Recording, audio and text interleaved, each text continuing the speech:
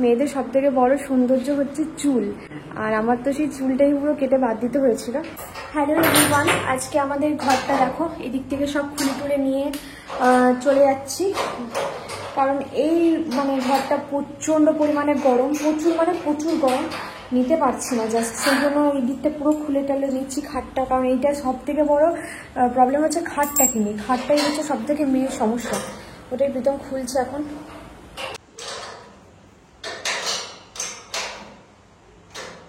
দুর্গাপুর যখন এই ঘরটায় প্রথম এসেছিলাম তখন এই খাটটা আমরা নিয়েছিলাম, তোমরা জানো এটার দাম পড়েছিল ওই 9,000-এর কাছাকাছি।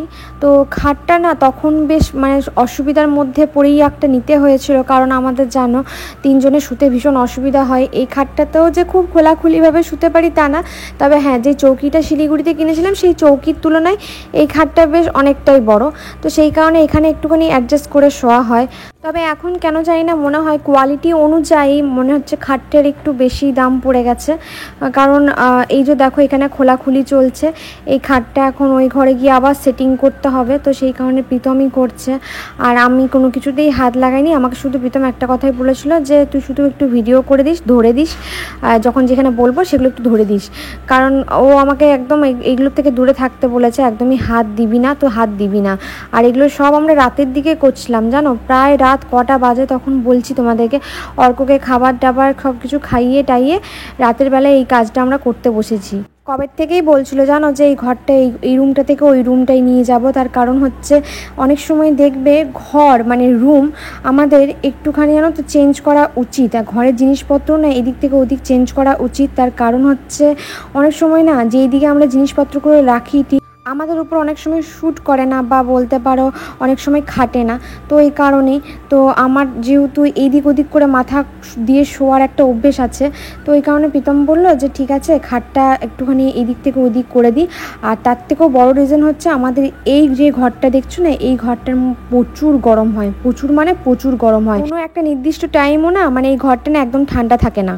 এটা দেখে না আমার ওই শিলিগুড়ির ঘরটার কথা মনে পড়ে গেল। 3-4 রাত অব্দি সেই নিচেতে বসি, ওই ইয়েগুলো কী গো, ওগুলো ম্যাটগুলো না, ম্যাট্রেসগুলো পাততাম, ওইটা মনে পড়ে গেল। রাতের বেলায় বেশিরভাগ করতাম, কারণ রাতের বেলাটাই সময় হতো আমাদের, সকাল থেকে আর সময় হতো না সেভাবে। ওই কারণে প্রীতম আর না 12টার সময় কাজে যেত তখন, ওই জন্য সকাল সকাল রাতটা করে নিতাম, একটুখানি সকালবেলায় উঠে তারপরে বাকি আসতাম। হ্যাঁ, তো ওই কথাগুলো মনে পড়ে যাচ্ছে সত্যি কথা বলতে। সেই বাবুতাম বলো কত কাজ করেছি, তখন ক্লান্তি লাগেনি, এখন একটু কাজ করলে ক্লান্ত এরকম মনে হয়। হ্যাঁ, এইটুকু ঘরটার মধ্যে কি সুন্দর সব কিছু গুছিয়ে গাছি রাখতাম, আর এখন 3টে বড় বড় ঘর, রুম, জিনিস সামাল দিতে পারছি না জিনিসপত্র নেই। আর তখন ওই ঘরটার মধ্যে কোনো তো এগুলো কত জিনিস, এত জিনিস নিয়ে কি করবো, আর এখন এগুলো জিনিস কত কম লাগে ঘর হিসাবে। সেই শিলিগুড়িতে যখন আমরা টিনের ঘরটায় গিয়ে উঠেছিলাম, আস্তে আস্তে টিনের ঘরটা কি সুন্দর সাজিয়েছিলাম, ওই কথাগুলো মাঝে মাঝে না সত্যি খুব মনে পড়ে। প্রীতমার আমি বলি যে মনে পড়ছে এটা কিনেছিলাম ওটা কিনেছিলাম, আস্তে আস্তে সংসারটা কি সুন্দর আস্তে আস্তে গড়েছিলাম একটু একটু জিনিস দিয়ে। আর আজকে দেখো সেই থেকে কোথায় এতগুলো জিনিস হয়েছে। এর মধ্যে সত্যি কথা বলতে বেশিরভাগটাই সেকেন্ড হ্যান্ড। ফ্রিজটা একদম প্রথম আমার হচ্ছে ফার্স্ট হ্যান্ড, যেটা ফ্রিজটা আমি কিনেছিলাম, তারপর তো আস্তে আস্তে সবই কিনতে শুরু করলাম। কম দামে যা পেয়েছি তাই কিনে রেখেছি। আমার এই ঘরের এই প্রবলেমটা আছে, নাহলে প্রীতমকে হেল্প করে দিতাম, কারণ তোমরা জানো যতবার ঘরে কিছু জিনিস চেঞ্জ হয়েছে বা যাই হয়েছে প্রীতমকে আমি হেল্প করে দিতাম, এবারে পারবো না। ঘরের প্রতিটা কোণা যে দামি জিনিস দিয়ে সাজাতে হবে তার কোনো মানে নেই, বিশ্বাস করো। কম দামি জিনিস দিয়েও কিন্তু ঘর সুন্দর করে সাজানো যায়, আর সেকেন্ড হ্যান্ড জিনিস দিয়েও কিন্তু ঘর সুন্দর করে সাজানো যায় যদি তুমি সাজাতে পারো ঠিকঠাক তাহলে। তো এখানে প্রীতম সব এগুলো সরিয়ে রাখছিল, আর আমাকে হেল্প করতেও দিচ্ছিল না, তার কারণ ঘাড়ে যদি আবার লেগে যায়। তখন এই ভাঙা চৌকিটাই 2,000 টাকা দাম নিয়েছিল, তো তখন এটা নিতেই ভাবছিলাম নেবো, 2,000 টাকা দাম নেবো এটা নিতে হবে, এটা ভাবছিলাম শুধু তখন। আমরা সবসময় ভাবি ইস আমাদের কাছে যদি ওই জিনিসটা থাকতো তাহলে আজকে আমি এইভাবে সুন্দর করে সাজাতাম। আবার কখনো ভাবি ওই জিনিসটা ওর আছে বলে সুন্দর লাগছে ঘরটা, আমার কাছে নেই তো, যদি আমার কাছে থাকতো তাহলে দেখতে আমার ঘরটাও সুন্দর লাগতো। অত দামি দামি জিনিস দিয়ে সাজালে সব ঘরই সুন্দর লাগে। একদম ভুল কথা, বিশ্বাস করতো। এই ঘরটা না সব থেকে বড়, কিন্তু এই ঘরটা ছেড়ে আমাদের ওই ঘরটা যেতে হচ্ছে। বলো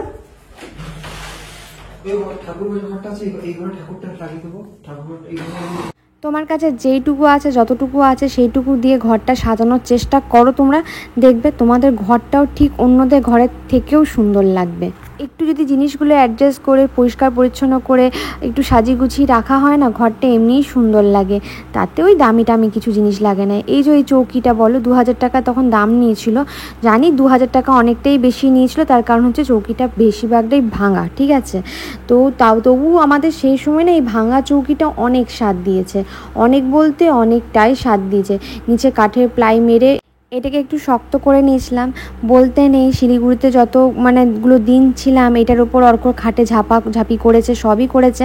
তো একটু নরম চরম করে খাটটা, একদমই করে না বলবো না, তো করে, তবু আর কি মোটামুটি ঠিকই আছে বলতে পারো, বেশ ভালোই হলো। এখানে প্রীতম দেখো শুধু অর্ক পায়ে পায়ে করছে, বলছে দেখি কেমন তুলতে পারি।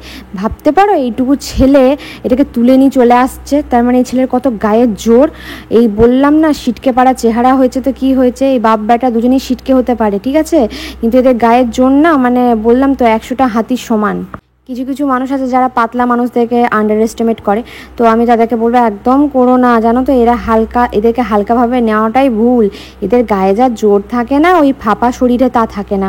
আমার তো এখন ফাঁপা শরীর, আমি বিয়ের আগে খুব পাতলা ছিলাম, আমার দাদাও ভীষণ পাতলা ছিল। তো আমাদের হাতে যখন কেউ মার খেত বলতে এমনি আরকি মেরে, হয়তো যদি আরকি মেরে পিঠে চাবড়ে দিতাম বা কিছু করতাম, তো বলতো বাবরে এই সিটকে হাড়ে কত জোর, আমাদেরকে সবাই বলতো। তো আমরা হাসতাম, আর আমাদের কেন বলিস যে আমরা খাই না, খেতে পাই না, ওই জন্য আমাদের পাতলা চেহারা। ব্যাপারটা খেতে পাওয়া না পাওয়ার ব্যাপারটা এখানে আসছে না। যাদের চেহারা পাতলা হয় না জন্মগত, তারা না সহজে এত তাড়াতাড়ি মোটা হতে চায় না, যেমন প্রীতম আর অর্ক।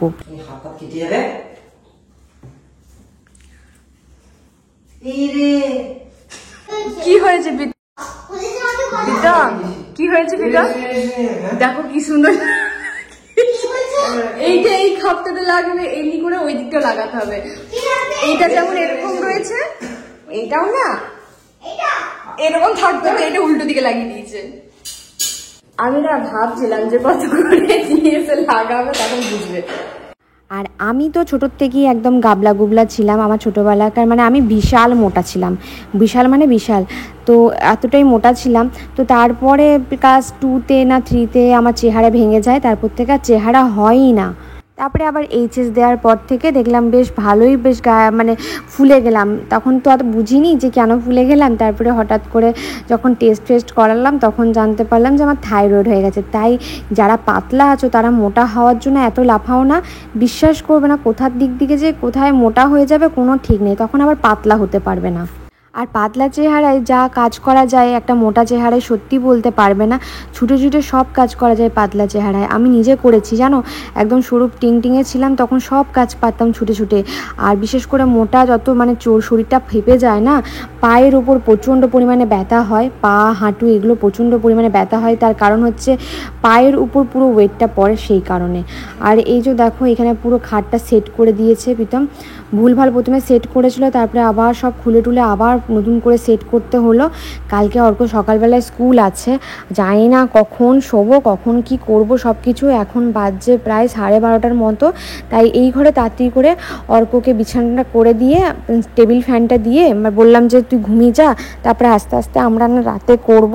কারণ রাতে বলতে প্রীতমের হাতে লেগে দেওয়া, প্রীতম আমাকে তো কিছু করতে দেবে না, ওর সাথে শুধু হাতে ধরে দেওয়া, ওইটুকুই করা। আর এই ঘরে খাটটা নিয়ে আসার কারণ বলি তোমাদেরকে, এই ঘরটা না একদম রোদ পায় না, একদম বলবো না, এই ঘরে 3টে রুমই ভীষণ রোদ পায়, তবে এই ঘরটা একটু কম পায়। এই দিকের ঘরটা না একদম সকাল থেকে রোদ পায় না, শুধুমাত্র সূর্যাস্ত যাওয়ার সময় না এই ঘরটা রোদটা পায়, তাও ওই দুপুর দিকটাতেই বলতে পারো। তো আমি ভাবলাম যে এই ঘরটা যেহেতু কম রোদ পায়, একটুখানি এই ঘরেই দিয়ে দেখি খাটটা, যদি একটুখানি রিলিফ পাওয়া যায় গরমে। কারণ এসি বললেই হুট করে এসি কেনা যায় না সত্যি কথা বলতে, আর হুট করে যদি বলি ইনভার্টার কিনবো সেটাও মানে করা যায় না। দুটো জিনিস চিন্তা করতে হবে, একটা হচ্ছে ইলেকট্রিক বিল আর একটা বড় অ্যামাউন্টের ব্যাপার আছে। সেই কারণে যখন মনে হবে আমাদের যে হ্যাঁ আমাদের পারবো আমরা আমাদের বাজেট অনুযায়ী চলতে, তখন অবশ্যই আমরা করব, নেব সবই। সংসার যখন করছি তখন আস্তে আস্তে নিজেদের স্বাচ্ছন্দ্য বোধ সব কিছুই আস্তে আস্তে করতে হবে, নিতে হবে। তবে নিজেদের সবসময় সব দিকটা চিন্তা করেই নিতে হবে। এটা তো আর 5-6টা মাসের ব্যাপার না বলো। যখন কোনো জিনিস কিনবো, মানে এই যেমন ফ্রিজ বলো, টিভি বলো, তারপরে এসি বলো, ইনভার্টার বলো, এইগুলো তো একটা লং টাইমের ব্যাপার থাকে আর ইউজও অনেক দিন ধরেই করতে হবে।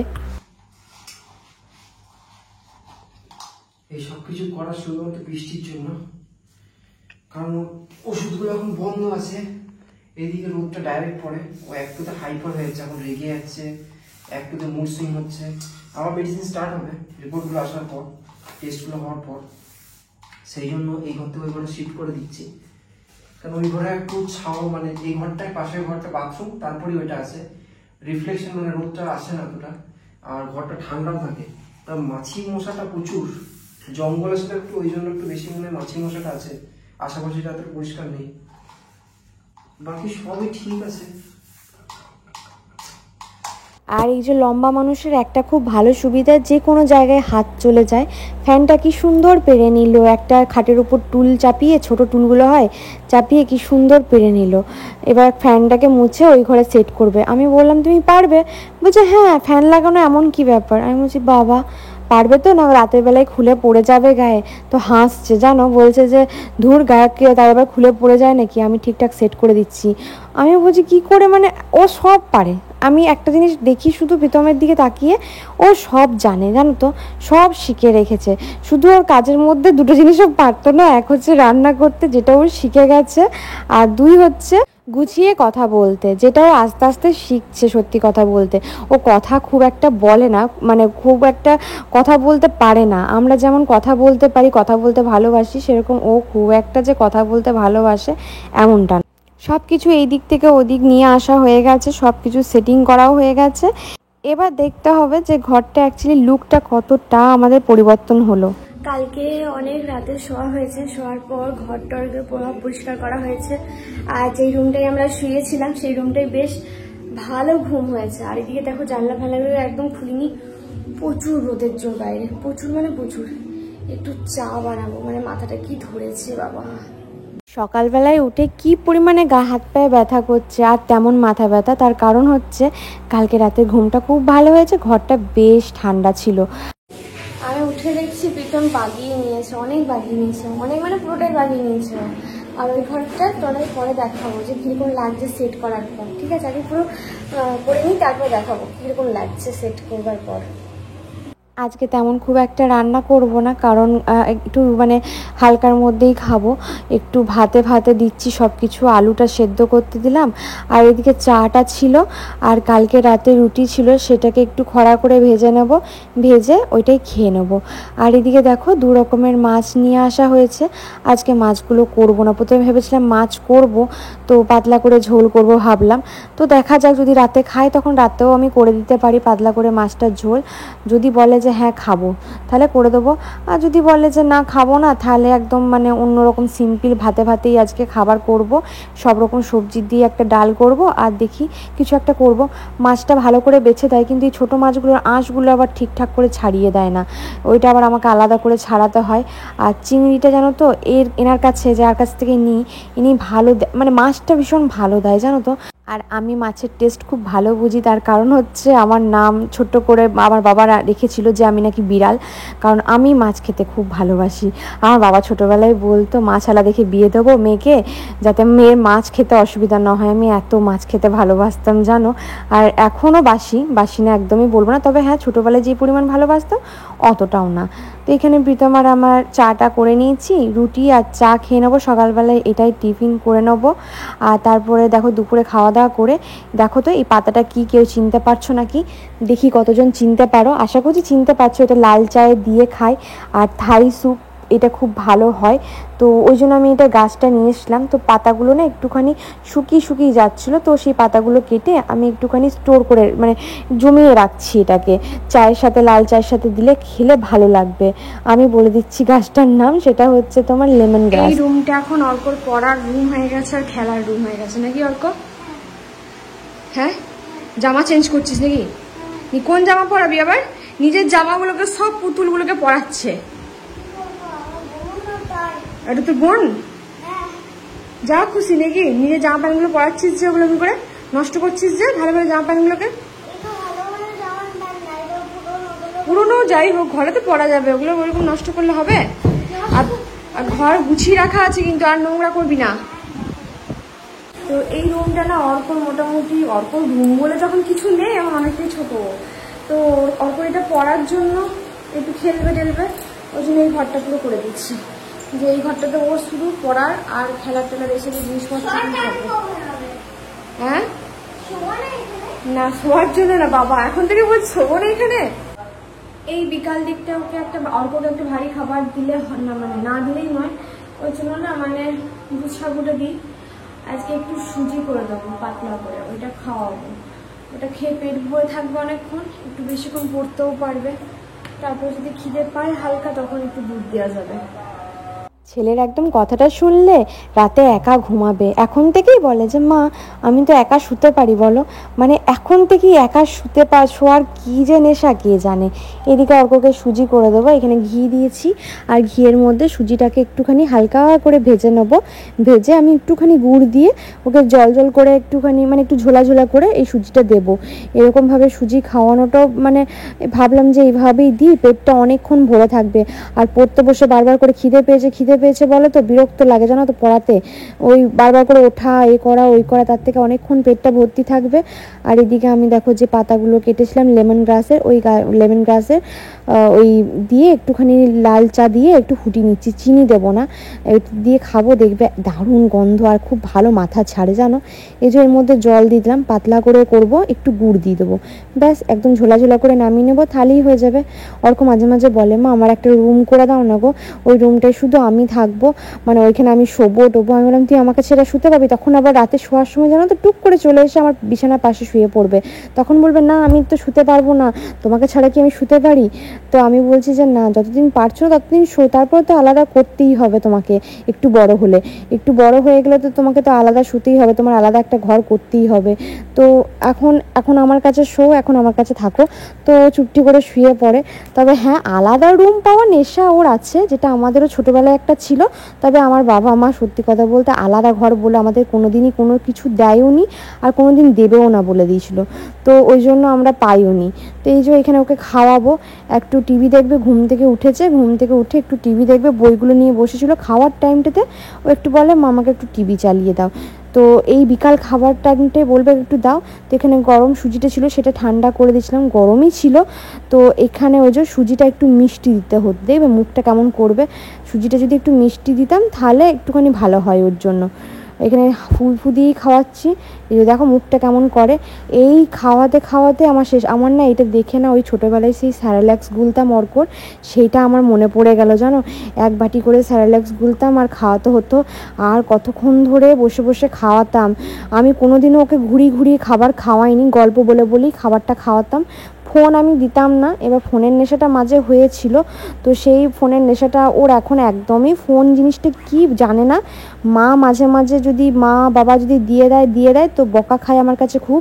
তবে একটা কথা সত্যি, অর্কর একদমই ফোনের নেশা নেই, যেটা একদম মানে পিওর কথা। বাচ্চাদের মতো একটু করে স্যারেল্যাক্স খাচ্ছে জানো। কি বলবে বলো তো, একটু গুড়টা বেশি দিতে হতো তাহলে খাবে, নাহলে খাবে না। তো হ্যালো এভরিওয়ান, আজকে এখন বাজে হচ্ছে প্রায় ওই 5টা এরকম কাছাকাছি। আমরা একটু বাইরে যাব ঘুরতে, আর আমি একটা নতুন ড্রেস পরেছি। অনেকদিন পরে এই চশমাটা প্রীতম বার করে দিল, বললো পর ভালো লাগবে। জানি না কেমন লাগছে, একটু লিপস্টিক লাগিয়েছি আর কিছু না, এই যে এটা পরলাম। তো আমি জানি এখন আমি যাই করি না কেন আমাকে ভালো লাগে না দেখতে, বাজেই লাগে। তো কিছু করার নেই, বাজে লাগলেও। তো আর কি কি বলবো, ভালো লাগলেও কি আর না লাগলেও কি, খারাপই লাগুক। আর হ্যাঁ, মেয়েদের সব থেকে বড় সৌন্দর্য হচ্ছে চুল। যখন একটা মেয়ের সেই চুলটাই থাকে না না, তখন সে মেয়েটা যতই যাই করুক না কেন ভালো লাগে না। আর আমার তো সেই চুলটাই পুরো কেটে বাদ দিতে হয়েছিল। যাই হোক, তো চলো। আর আমাকে প্রীতম বলেছিল যে চুপচাপ যদি তুই ইঞ্জেকশনগুলো নিয়ে নিস তাহলে কিন্তু মানে আমি তোকে একটা জিনিস দেবো। তো আমি তো চুপচাপ নিয়ে নিয়েছি, তো দেখা যাক কি দেয় আমাকে বলেছিল যে ইঞ্জেকশনগুলো যদি কান্নাকাটি না করে নিয়ে নিস, কারণ বাচ্চা নয় আমি জানি যে ইঞ্জেকশন নিতে কান্নাকাটি করবো, কিন্তু তবু আমি এখনো পর্যন্ত এত বড় হয়ে গেছি, তাও আমার ইঞ্জেকশন নিতে ভয় হয়, আমি কান্নাকাটি করি, ব্যথা লাগে প্রচুর পরিমাণে। এত ইঞ্জেকশন নিয়েছি তারপরও ব্যথা লাগে। আমাকে ইঞ্জেকশন নিতে বলো বা কোনো কিছু বড় সড়ো বলো, আমি প্রীতমকে একটা করে শর্ত দিই, আমি চুপচাপ ভালো মেয়ের মতো করে নেবো, কিন্তু আমাকে কিছু একটা খাওয়াতে হবে। যেহেতু আমি খেতে ভালোবাসি, ঘুরতে ভালোবাসি, আমি এগুলো ভালোবাসি, আর বা আমি ঘরে কিছু জিনিস কিনতে ভালোবাসি, তো আমি যে কোনো 3টে ডিল ফাইনাল করি যে আমাকে করে দিও, আমাকে যা বলবে ইঞ্জেকশন নিতে বলো, কাটা ছেঁড়া যা বলবে আমি করে নেবো, এক ফোঁটাও কাঁদবো না। তো ওই ভাবে আমাদের একটা ডিল ফাইনাল হয়। তো তারপরে এই যে 3জনের 3টে দেখো স্মল সাইজের পিৎজা অর্ডার করা হয়েছিল, একটা ফ্লেভারের। অনেক দিন পর পিৎজা খাচ্ছি, আর আমার প্রচুর ক্রেভিংও হচ্ছিলো যে একদিন পিৎজা খাবো। যেহেতু আমার ঘরের পিৎজাটা বেশি ভালো লাগে, কিন্তু ওই যে আমার ওটিজি বা কিছু নেই, তো ওই জন্য না মানে পিৎজাটা যে বানাবো সুন্দর করে, গ্যাসেও বানানো যায়, তবে অতটাও ভালো হয় না গ্যাসে, যেটা তোমার একটা মাইক্রো ওভেন বলো ওটিজিতে ভালো হয়। তো আমার ডমিনোসের পিৎজা বরাবরই ভালো লাগে, পিৎজা হাটের থেকেও ভালো লাগে, সরি বললাম বলে। তো আজকে মোটামুটি বেশ ভালোই কেটেছিল দিনটা। এখানে 3জনের 3টে পিৎজা আমরা অর্ডার করেছিলাম, এখানে অর্ক আমার সাথে শেয়ার করছিল, আর সবার কাছ থেকে একটা স্লাইস আমরা একে অপরকে শেয়ার করে খেয়েছিলাম, বেশ ভালোই লাগলো। আর আমাদের ঘরের মধ্যে সব থেকে ফার্স্ট খাওয়া হচ্ছে প্রীতমের পাতে খাবার পড়লো, আমাদের হাফও খাওয়া হয় না, তার আগে ওর শেষ হয়ে যায়। আর এখানে অর্কর জন্য নেওয়া হয়েছিল চকোলাভা কেক, যেটা অর্ক খুবই ভালোবাসে খেতে। তো এইখানে যেহেতু প্রচণ্ড গরম ছিল, ও না দেখছে যে আমার কেকটা অন্য কেউ মানে মা কেন কাটছে, ও ভাবছে এটা মনে হয় তাহলে আমার না, এবার এটা মা তাহলে খেয়ে নেবে। ওই জন্য দেখো মুখটার দিকে আমার দিকে এমন করে তাকাচ্ছে, আর আমি না ইচ্ছা করে ওকে রাগানোর জন্য মুখের কাছে নিয়েছি, আর ওকে দেখছি যে কি করে। আমি আসলে ফু দিয়ে দিচ্ছিলাম যে দেখি কি করে, ও না চুপচাপ আছে। তারপর যেই ওর মুখের সামনে একটু ধরলাম, তখন ওর নিঃশ্বাসটা ফেললো, জানো যে না চলো এটা আমাকে খাওয়াবে। তো চলো আজকে ছোট্ট করে একটা ভিডিও শেয়ার করলাম। তোমরা ভালো থেকো, সুস্থ থেকো, আর সকলকে ভালো রেখো। টাটা।